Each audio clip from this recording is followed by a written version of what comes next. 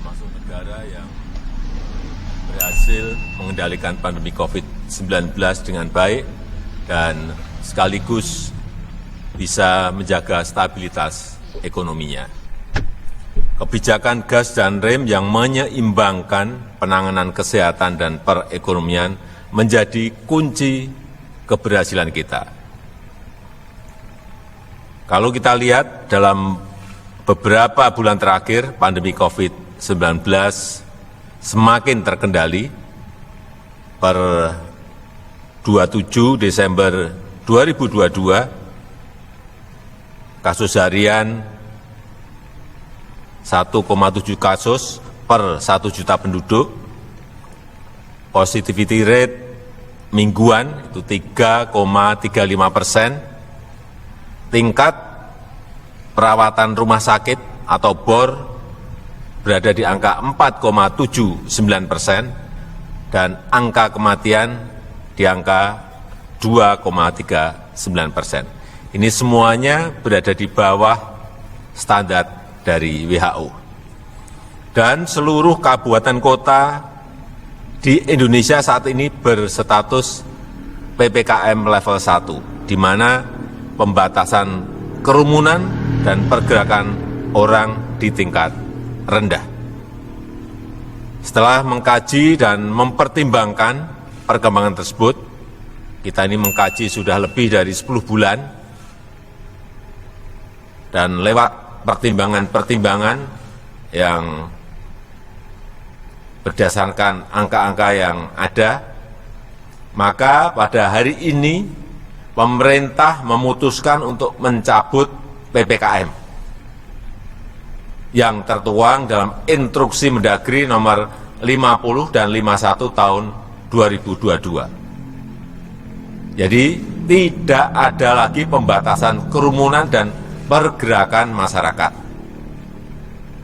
Namun demikian, saya minta kepada seluruh masyarakat dan komponen bangsa untuk tetap hati-hati dan waspada. Pertama, masyarakat harus meningkatkan kesadaran dan kewaspadaan dalam menghadapi risiko COVID. Pemakaian masker di keramaian dan ruang tertutup harus tetap dilanjutkan. Kesadaran vaksinasi harus terus digalakkan, karena ini akan membantu meningkatkan imunitas. Dan masyarakat harus semakin mandiri dalam mencegah penularan, mendeteksi gejala, dan mencari pengobatan. Kedua, aparat dan lembaga pemerintah tetap harus siaga. Fasilitas kesehatan di semua wilayah harus siap siaga dengan fasilitas dan tenaga kesehatan. Pastikan mekanisme vaksinasi di lapangan tetap berjalan, utamanya vaksinasi booster. Dan dalam masa transisi ini, Satgas COVID-19 pusat dan daerah tetap dipertahankan untuk merespon penyebaran yang cepat. Jadi Satgas daerah tetap ada selama masa transisi. Bapak, Ibu, dan saudara-saudara sebangsa dan setanah air, walaupun PPKM dicabut, ini juga perlu saya sampaikan, jangan sampai ada kekhawatiran. Walaupun PPKM dicabut, bansos akan tetap dilanjutkan. Bansos selama PPKM akan dilanjutkan di tahun 2023. Bantuan vitamin dan obat-obatan akan tetap tersedia di vaskes yang ditunjuk, dan beberapa insentif pajak dan lain-lain juga akan terus dilanjutkan. Saya rasa itu yang ingin saya sampaikan. Semoga Tuhan Yang Maha Kuasa senantiasa meridhoi segala ikhtiar bangsa Indonesia untuk mencapai Indonesia maju. Terima kasih. Wassalamualaikum warahmatullahi wabarakatuh. Dan mungkin perlu sedikit saya tambahkan bahwa Indonesia ini termasuk satu dari 4 negara G20 yang dalam 10 bulan, 11 bulan berturut-turut tidak mengalami gelombang pandemi. kita ingat saat puncak Delta kita berada di angka 56.000 dan di Juli 2021 dan di Februari 22 kita mengalami lagi puncak tren karena Omikron berada di angka 64.000 kasus harian. Saya kira data-data ini perlu kita sampaikan. Kemudian kondisi pandemi juga semakin terkendali. Kalau kita lihat kemarin kasus harian per 29 Desember hanya 685, kemudian angka kematian di 2,39%, bornya juga berada di 4,79%. ICU harian di 297. Kemudian ini yang juga penting, pencabutan PPKM ini juga dilandasi oleh tingginya cakupan imunitas penduduk. Jadi dari Sero Survey, ini kalau kita lihat angkanya, di Desember 2021 itu berada di 87,8%, 87,8%, di Juli 2022 ini berada di angka 98,5%. Artinya kekebalan kita ini secara komunitas berada di angka yang sangat tinggi.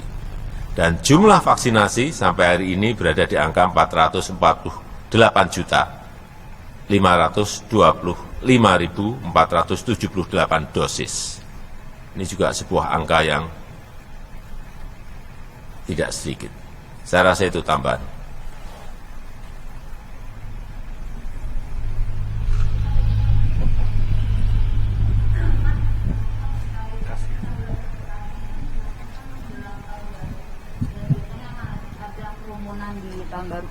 Oh ya.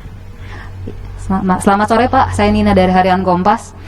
Pencabutan PPKM ini kan dilakukan menjelang malam tahun baru dan biasanya kan di malam tahun baru akan terjadi kerumunan.